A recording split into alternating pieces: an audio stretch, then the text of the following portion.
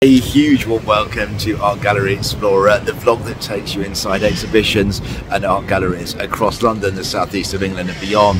And I'm continuing my exploration today of the Edinburgh art scene, going to one of my favourite galleries in the whole of the United Kingdom.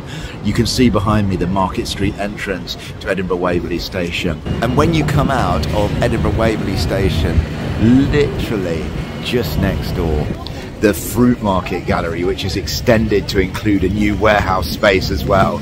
I love this gallery, it's generous, it's got some really good spaces, and the show I wanted to bring you today is about an artist I've not ever seen before, Ibrahim Mahama. It's called Songs About Roses, and it's going to take over the whole gallery with works using recycled materials and connected in lots of ways to the geographical position of the Fruitmarket Gallery right next to Edinburgh Waverley Station, the central station in Edinburgh. You can see this exhibition is until the 6th of October and is absolutely free.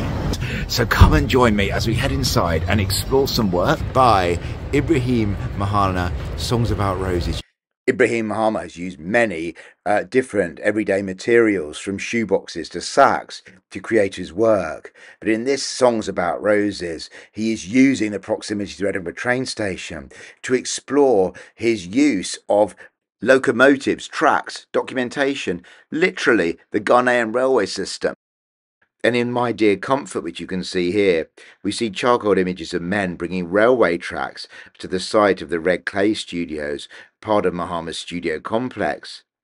These semi-staged charcoal drawings are created on archive papers from the paint division of Ghana's Industrial Holding Company, a company set up to manage the transition of industries, transport and food production from British to local rule.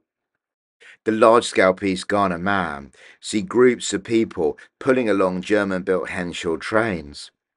Ghana was able to import trains through a structural adjustment program, loans given by Washington-based IMF or World Bank, with the aim of extending and maintaining the railway network. But sadly, this never happened. Mahama says, you can see time collapsing upon itself through the position of objects, knowing their history and trajectory. We see the hope of the desire to build a post-colonial railway on the remnants left by the British, but again, the failure of this hope to be turned into reality. The background uses similar archive material.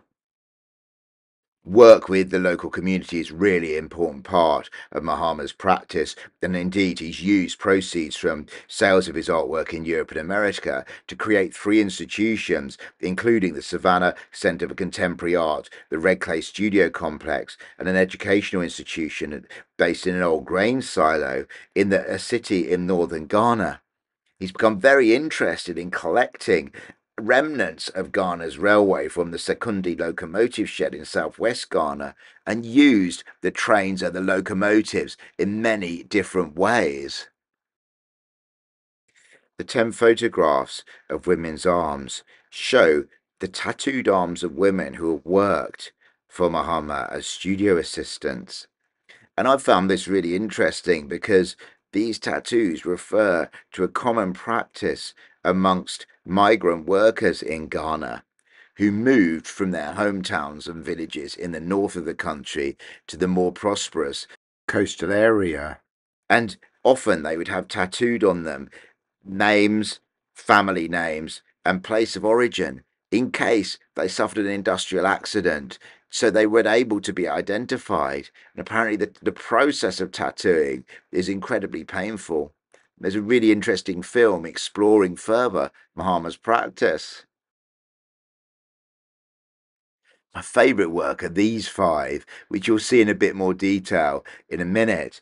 And these are made using the interior lining of carriages that Mahama acquired and stripped. And the interior lining was primarily leather, but also contained bits of wood. There were holes where these had been ripped off over the years. And on each of these, the leather is then tattooed with the names seen on the women's arms. And this idea of squeezing value out of recycled materials and also making us think about the previous work that you saw in the lower gallery is a really important part of Mahama's practice. And these kind of colors, the browns and the light browns and the almost yellows with gaps, made this an incredibly powerful work for me. We see a real interest in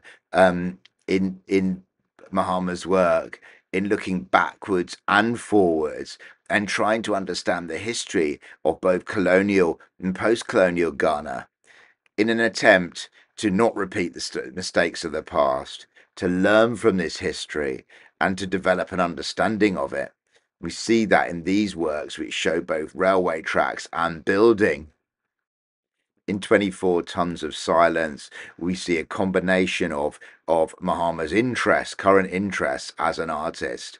We see in the foreground, as you can see here, a group of men carrying a rail across the scene, and in each photo they moved almost flipbook style. And behind them is a derelict or semi-derelict diesel locomotive that seems to be brown with rust and has been stripped back of lots of its interior, as you can see here. And it reminds us of both how Mahama looks at Ghana's colonial and post-colonial past, but also as an artist, how he is asking the question, what if? And almost being like an artistic time traveler who moves to alternative futures, thinking about what different trajectories Ghana could have taken post-independence. This work is a triple portrait of Caricature Seydou, who taught Ibrahim Mahama at Kwame Nkrumah University of Science and Technology in Kumasi. And one of the reasons why Mahama chose this university, as well as it was the best place in Ghana to study painting, was because Caricature Seydou revolutionized art teaching and understanding of art in Ghana. We're then taken downstairs into the gloomy but quite exhilarating warehouse space of the fruit market, which is a relatively new space. There's only been a few exhibitions filling this space. And this space is full of charcoal portraits of those workers who worked at the Sekondi works before independence. These were often taken, according to the exhibition, from photographs of retirement parties and other special occasions. And these portraits, as you can see, are mounted onto railway tracks. And it's interesting that many of the train tracks that were used in Ghana in the colonial Gold Coast Railway were actually produced in Britain. And that's one of the things that Mahama likes exploring. And I love the way that shadows were thrown onto the walls of this exhibition space as you walked round and looked into the eyes of all these faces. Overall, I always think of these shows in terms of the good, the bad, and the beautiful. And the good was certainly an attempt to see a really nicely curated, site specific series of new works by Ibrahim Mahama. I really enjoyed the art. I thought it was intellectually challenging. It made me think. And I love the repurposing of found materials as a way of kind of tussling with Ghana's colonial and post colonial history. And I enjoyed this show so much. There wasn't so much a bad, although I probably found the photography and the works using photography a little bit less moving than the other works. And in terms of the beautiful, it had to be those 5 works on repurposed leather that had been stripped from the carriages, warts and all. They had a wonderful colour and texture, which really excited me, as you can see here. So I enjoyed a lovely cup of tea at the Fruitmarket Gallery. Do go to the cafe because it really helps the gallery and supports its work.